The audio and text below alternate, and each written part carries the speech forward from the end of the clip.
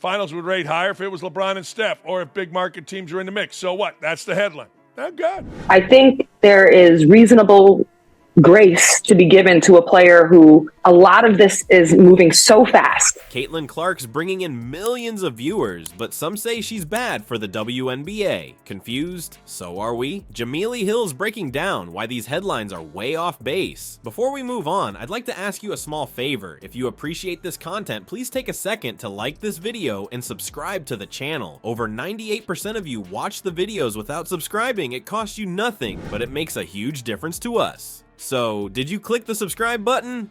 Great. Thank you so much. Now, back to the video. Let's talk about Clark's WNBA debut. It was mind-blowing. You know what's crazier? Her first playoff game pulled in 1.8 million viewers. That's huge, especially since it was up against NFL games. But wait, it gets even wilder. Her second game, a whopping 2.54 million viewers. That's never happened before in WNBA playoffs. It's like Clark's got some kind of magic touch, right? But here's where things get weird. Some headlines are saying Clark's saving the WNBA. Others are claiming she's somehow hurting it. What's really going on here? It's like we're living in two different worlds. One where Clark's a superhero and another where she's the villain. Which one is it? Stick around because we're about to unpack this mess. Think you've got the full picture on Caitlin Clark and the WNBA? Think again. And yet, I keep getting irresponsible headlines claiming the WNBA playoffs are down because no Clark.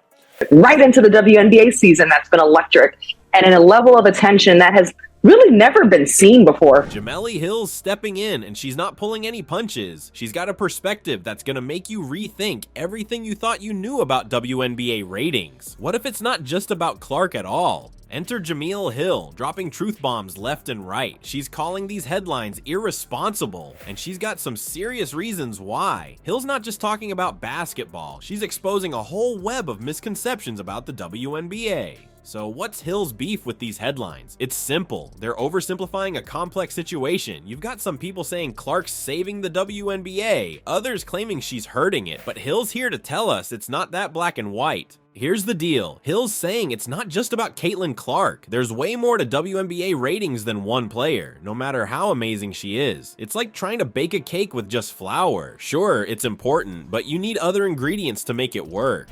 Finals would rate higher if it was LeBron and Steph, or if big market teams are in the mix. So what? That's the headline. Oh, God. I think there is reasonable grace to be given to a player who a lot of this is moving so fast. Hill's breaking it down for us. She's pointing out that things like market size and other star players play a huge role in those ratings. It's not as simple as Clark shows up, ratings go up. The WNBA is a whole ecosystem, and Clark's just one part of it. But here's where it gets really interesting. Hill's saying these oversimplified headlines might actually be hurting the league instead of helping it. How? By creating unrealistic expectations and putting way too much pressure on Clark. Imagine being a rookie and suddenly you're supposed to be the savior of an entire league. That's a lot to put on anyone's shoulders, let alone someone who's just starting out. Being proactive against any type of hateful discourse around WNBA and its players. You know, that's hard. And I'm not sure it's fair to say that she has to, or that she needs. Hill's worried these headlines are setting Clark up for an impossible task. And it's not just about Clark. These headlines are ignoring all the other amazing players in the WNBA. What about the veterans who've been grinding for years? What about the other rookies making waves? It's like the media's forgetting there's a whole league of talented women out there. Hill's got a point when she says, it's not just about one woman. The WNBA's success or failure doesn't rest on Clark's shoulders alone. It's a team sport, after all, and the league's success depends on way more than just one player. While Clark's on-court performance is turning heads, it's the off-court buzz that's really heating up. Think race and gender don't matter in sports. Think again. The debate around Clark is exposing some deep-rooted issues in how we talk about women athletes, but the reaction from fans might surprise you. When she's been prompted, she has spoken very clearly on those matters and has taken a strong stance. Someone who's willing to say, I am them and they are me, and anything Nasty is unacceptable. Jemele Hill's not just talking about game stats here, she's pointing out something way bigger. Some folks are giving Clark a hard time for being a straight white woman in the WNBA. Can you believe it? It's like they're saying she doesn't fit the mold of what a WNBA star should be. That's pretty wild, right? But here's where it gets really interesting. Hill's saying that a lot of fans, including African Americans, are actually super excited about Clark's success. It's not as simple as some people want to make it out to be. This whole situation is showing us that there's a big gap between what some critics are saying and how real fans are reacting. So why is this happening? Hill thinks it's because the conversation about women's sports is way more complicated than people realize. It's not just about who can score the most points or grab the most rebounds. There's this whole other layer of race and gender that people are trying to figure out. Imagine being Caitlin Clark right now. You're just trying to play basketball and suddenly you're in the middle of this huge debate about representation in sports. That's a lot to handle for anyone, let alone a rookie who's just starting out in the pros. But here's the thing, this isn't just about Clark, it's about how we talk about all women athletes. Hill's saying we need to look at the bigger picture. We can't just focus on one player and ignore all the other amazing women in the league. It's like we're trying to tell a story with only one character. And you know what? This whole situation is showing us that fans are way smarter than some people give them credit for. They're not just looking at Clark's race or gender. They're excited about her skills, her passion for the game, and what she brings to the court. It's like they're saying, hey, good basketball is good basketball, no matter who's playing it. So what does all this mean for the WNBA? Well, it's complicated. On one hand, all this attention on Clark could be great for the league. More eyes on the games, more people talking about women's basketball. But on the other hand, if we're not careful, we could end up oversimplifying things and missing the bigger picture. Now, imagine you're Caitlin Clark. You've just stepped into the pros and suddenly people are expecting you to solve all the WNBA's problems. Sound crazy? That's exactly what's happening. Critics are pushing her to speak out on racism and toxic fans. But is that really her job? Let's break this down. Clark's lighting up the court, breaking records left and right. But some folks aren't satisfied with just her game. They want her to be a social activist too. They're saying she should be more vocal about issues like racism and toxic fandom in the WNBA. That's a lot to put on a rookie's plate, don't you think? So I think, this is where she has agency in how loud of an advocate, identify as LGBTQ.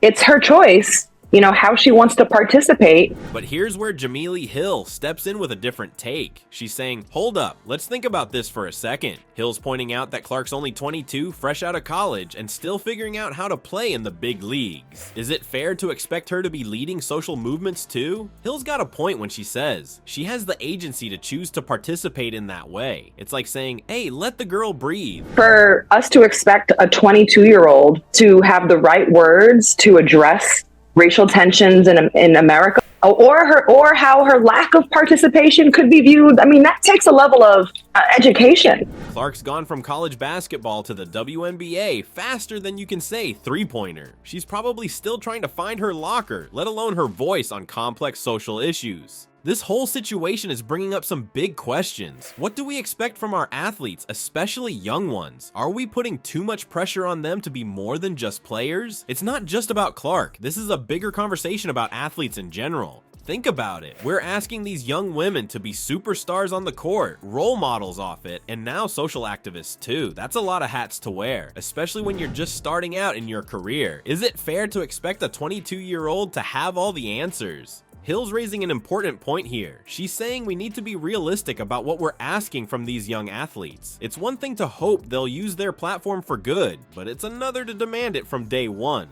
This isn't just about Clark or the WNBA. It's about how we treat athletes across all sports. We've seen this pressure on male athletes too, but it seems to hit different in women's sports. Maybe it's because the WNBA is still growing and people want its stars to be everything to everyone. But here's the thing, being an activist isn't something you can force. It's a personal choice, and it takes time to figure out how you want to use your voice.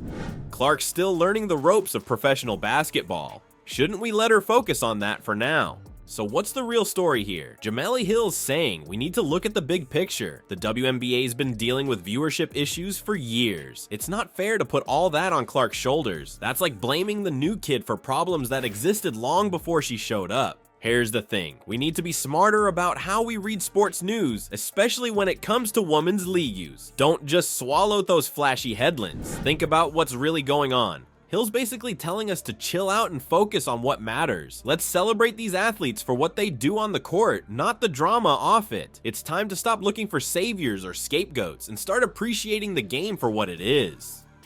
Awesome basketball played by incredible athletes, that's what it's all about, right?